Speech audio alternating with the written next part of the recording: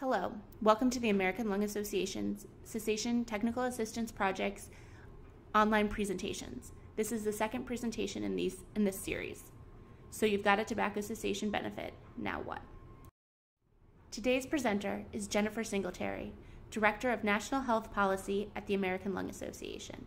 Jennifer, over to you. Thank you. Before I get into the learning objectives for today's presentation, I wanted to mention that there is another presentation online. If you go back to the page where you found this one, there's a presentation called What is a Comprehensive Tobacco Cessation Benefit? That will give you the basics. This presentation is meant to build off that first presentation. The learning objectives for this PowerPoint is to identify ways to communicate clearly about a tobacco cessation benefit, consider options for promoting the benefit, and learn the importance of tracking and evaluation. As you will learn in that first presentation, the definition of a comprehensive tobacco cessation benefit includes 7 medications and 3 types of counseling. That includes the nicotine replacement therapy, bupropion, varenicline, and individual, group, and phone counseling. Again, if you need more information about these treatments, please go back to the first presentation in this series and then come back and visit us here. So now that you've got a tobacco cessation benefit in your insurance plan, at your job, in your employer, whatever type of insurance we're talking about, now that you have a tobacco cessation benefit, what should you do with it? Well, the first thing is learning how to communicate about the benefit effectively so that the tobacco users know it's there, so that their providers know it's there, and so that they can use it effectively and help them to quit smoking. So the first step is to talk some about communicating about the benefit. Communications about the benefit should be audience appropriate, particularly if the plan serves a lot of low income folks or folks that you know tend to be low literacy. That's really important to keep in mind. Communication should include which treatments are covered, any policies or limits involved in getting treatment, like cost sharing, prior authorization, any limits on how long they can use the treatment or how often they can try to quit per year. A lot of the policies I talked about on the previous presentation. And also, how can the user start treatment? What phone number do they call? What do they do to actually start the treatment? Here are some more tips on communicating about a tobacco cessation benefit. Related to medications, it's really important in any communication you're doing to list all the medications covered. Don't just refer to it as, oh, we cover nicotine replacement therapy. Smokers do not necessarily know all of the treatments involved in that phrase, and you really should spell them out, which treatments are covered. Also, again, clearly indicate limits and barriers that pertain to those particular medications. For instance, if prior authorization is required for a certain medication, that should be noted in any document that you create promoting the benefit and make it clear which treatments the barrier applies to. As far as counseling, clear details about who to contact to get counseling, which provider types can provide it. So if we're talking about individual counseling, it's probably covered with the person's primary care physician, but are there other provider types they can go to that might be easier to access for them? So say the person that gives them their therapy every week, can that person be reimbursed for counseling? Or can their FQHC, can they get it through that? So be clear about where they can get counseling and what types of providers they can get it from. And always, if you can, include a phone number to call and make it clear what is going to be available to them when they call that number, whether they go straight into cessation counseling or whether they're going to get, say, a case manager who's going to tell them what their options are to quit smoking. And the last tip here is keep it short. We don't want materials about cessation benefits to be daunting or intimidating when the smoker looks at the page. So keep everything short and sweet and clear.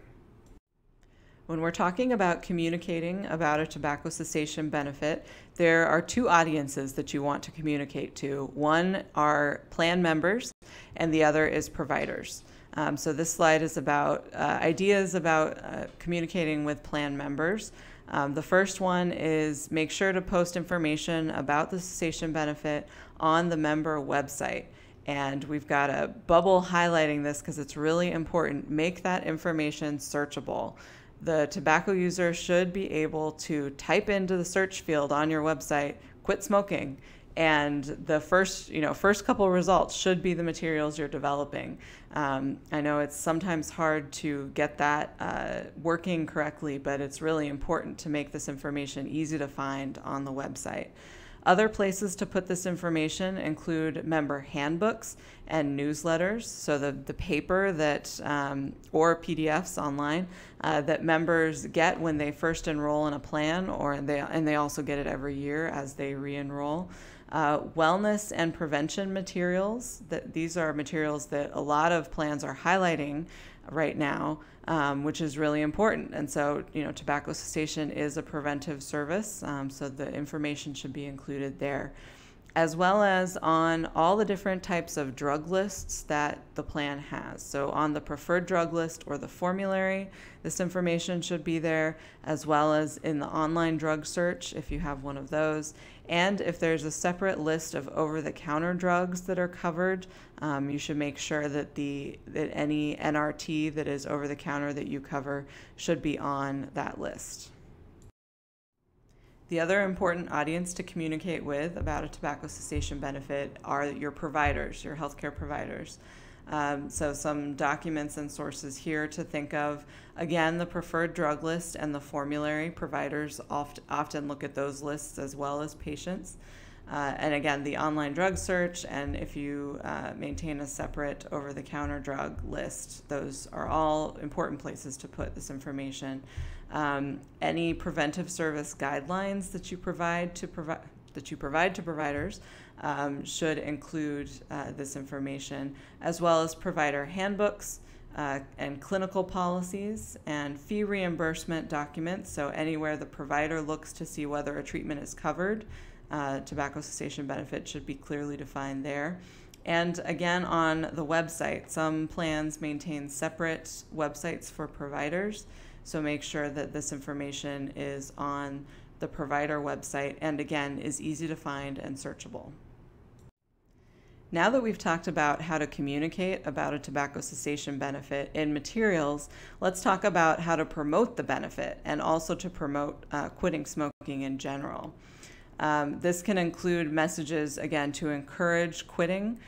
Smokers need a lot of motivation, and they respond well to messages that encourage them to quit smoking and remind them of all the reasons that they should. So that is important. And also in promotions, you, again, want to give information clearly about the benefit and how to get treatment. So here are some ideas about how to promote the benefit to plan members. The plan or the employer, or whoever we're talking about here, can put together mailings to plan members if they have the addresses, or alternatively, if you communicate over email or text, if you're able to do that. Those are great ways to get in touch with members. And it's important to promote the benefit even to members who you haven't identified as being smokers, because they might have family members, or the plan might not actually know that they smoke, but they maybe do on occasion. So it's important to reach out to everyone about the benefit. If you're talking about an employer, it's important for the employer to promote cessation in the workplace. That could mean, posting flyers in places where employees or tobacco users might see them, using the company email listservs. You can also try using incentive programs. So, for instance, give a gift card to everyone who shows up for the cessation counseling class. So those are some things to try. As well as communicating and contributing to participating in mass media campaigns. These are commercials and advertisements that encourage smokers to try to quit. And those are really important efforts that go on often at a state level, but can also happen locally. This slide shows ideas about how to promote cessation benefits to your providers. So again, there are health plans often have many ways to communicate with their providers, including sending mailings out, sending emails. Health plans often also issue bulletins or notices, whatever official word is, for these communications to their providers. As well as any other regular communication channel. If you're a health plan, you know how you communicate with your providers, and we just encourage you to promote the cessation benefit with those communication channels. You can also send providers and clinics flyers and brochures for their waiting rooms, so that's a way for the healthcare provider to promote cessation to their patients. Create an easy referral system. Some of them are fax referral systems now, but there are also electronic referral systems, and those will continue to grow as the medical system changes. But a referral system is a really good thing to have, especially if your healthcare providers, maybe they're not trained in tobacco cessation or don't feel like they have the time to really do a whole counseling session, but they do find out that their patient does smoke and they want to help them quit. They can easily refer that patient to someone who can provide more intensive treatment. And lastly, it's really important to make sure that any providers that are interested in getting training on tobacco cessation, that they have that available to them through the health plan or through the health department. So now that we've talked about communicating about a benefit clearly and promoting it to all the tobacco users and the providers, let's spend a little bit of time talking about tracking and evaluating your results, which is really important. Anyone in the business world could tell you that you need to show results. So how do you show these results? So here are some ideas. Start with a baseline.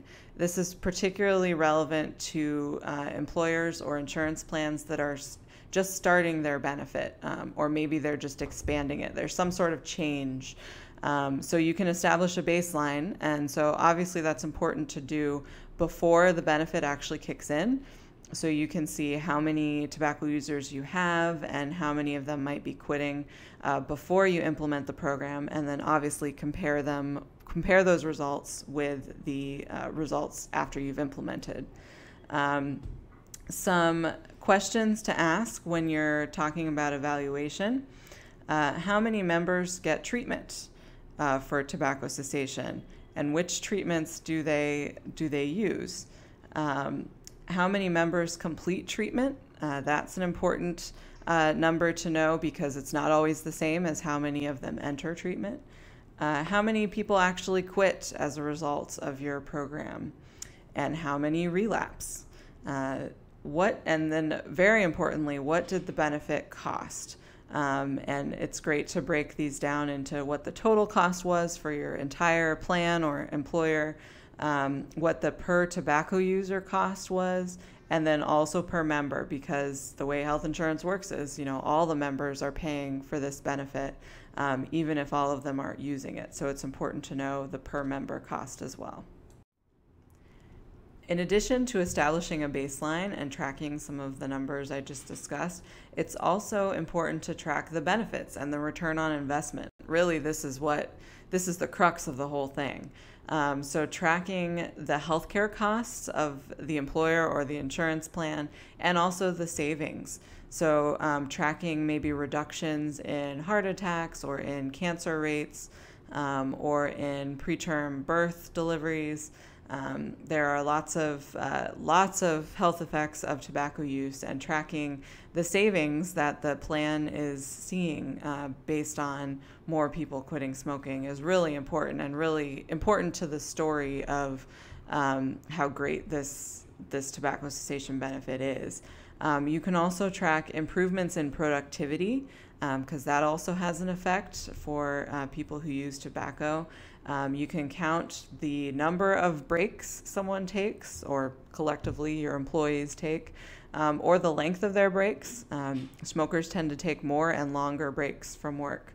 They also tend to use more sick days or more of their leave, so that's also something you can count and track. You can also survey the participants of the program to see what they thought and whether they were successful and whether they have any suggestions about improvements.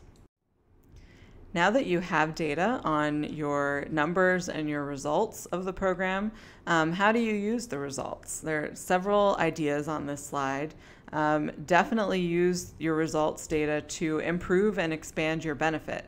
Maybe you've just done this as a pilot program to see what the best way to implement this benefit is. So once you get your results data, you can expand it to the whole population you're working with. Also use the results data to remove barriers. So say you might test whether, you might charge one group a copay and the other group you offer the treatment free, and then see which treatment is used more. That kind of thing could give you a really good argument for removing that barrier for the entire population. For employers, you can also use these results to advocate within your company for the benefit. We all know that budgets get cut sometimes, and you want to make sure that this benefit stays in place to help the employees quit smoking. So using these positive results will help you tell the story of why this benefit should be there.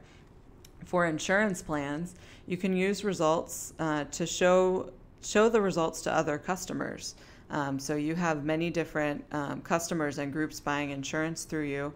And if you have a really successful program happening with one customer, you should tell your other customers about it. This really worked, and they should consider implementing the same program or buying it from you. Promote your successes to partners and to the media. Reporters are always looking for positive stories, and if you have great results to show, that might get your company or your insurance plan some good earned media coverage. And lastly, if you're able to, publish your results in academic journals. This really helps the rest of us because we're really building an evidence base around the effectiveness and the good use of helping smokers quit through their insurance plan. So publishing the results will really continue to build that evidence base. In all of the efforts that we've just talked about in communicating about a tobacco cessation benefit, promoting it, and tracking and evaluating it, we really encourage you to reach out to your local or state Department of Health and ask them for help and guidance. They have probably done this with other employers and insurance plans. They know their stuff about tobacco cessation, and they would probably be very happy to work with you on this, particularly if you need tips on how to track data or evaluate it.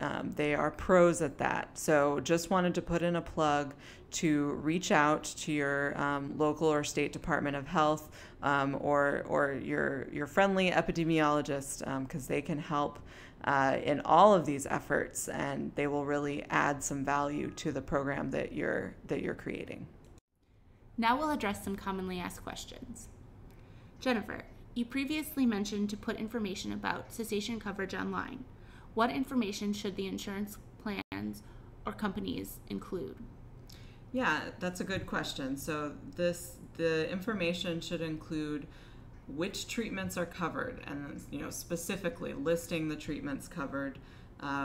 If there are any policies that limit the treatment or anything special. So if a copay is required, if they have to call this particular person, or they can only use this vendor, that kind of information is very important to put on the website or in any other materials. And lastly, how can the user start treatment? What is their first step when they've decided to get treatment for cessation? What should they do first? It's probably call a phone number or talk to their doctor, but whatever the first step is, that should be really clear in any of those communications. Thank you. One other question. You had mentioned about a return on investment for an insurance company or a company that decides to offer a comprehensive cessation benefit or a better cessation benefit than they currently do. Do you have any examples of what that return on investment might be? Sure. The best example is from the Medicaid program in Massachusetts. That is a program that has been studied very carefully for its results. And again, this illustrates the importance of tracking your results and seeing the benefits of the program. The Massachusetts Medicaid program implemented a comprehensive tobacco cessation benefit in 2006, and they saw some great results. A lot of people used the benefit to try to quit, and they saw some great cost savings. The analysis that happened afterwards showed that the return on investment for Massachusetts Medicaid was 3 to 1.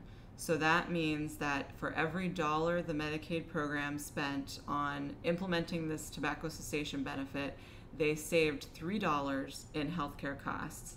And the amazing thing about that is that they were just looking at short-term costs. So this was in the first 2 years of the benefit, where you see fewer preterm births, fewer heart attacks, fewer hospitalizations for asthma attacks and for heart disease.